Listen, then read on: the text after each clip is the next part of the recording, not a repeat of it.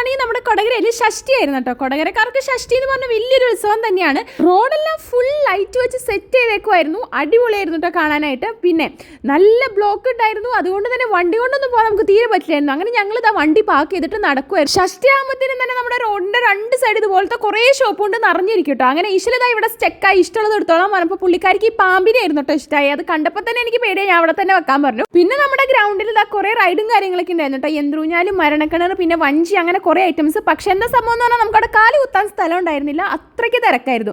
അങ്ങനെ ഞങ്ങൾ വന്നു കഴിഞ്ഞപ്പോൾ ഇതാ ഒരു ഷോപ്പിന്റെ മുന്നിൽ ഇതാ ഈ ഒരു ടാബ്ല കണ്ടു. ഇഷിലാണെങ്കിൽ ഇത് കണ്ട് പേടിച്ചിരിക്കുകയായിരുന്നു. നടന്നത് അമ്പലത്തിന്റെ അവിടെ എത്തിക്കഴിഞ്ഞപ്പോഴത്തേന് എൻട്രൻസിന്റെ അവിടെ ഇതാ ഇതുപോലെ ലൈറ്റൊക്കെ വെച്ച് സെറ്റ് ആക്കിയിട്ടുണ്ടായിരുന്നു കേട്ടോ. നല്ല രസമുണ്ടായിരുന്നു കണ്ടു നിൽക്കാനായിട്ട്. ഞാൻ ഇഷിലും ഇതാ അതെല്ലാം കണ്ട് വണ്ടർ അടിച്ചിരിക്കുകയായിരുന്നു.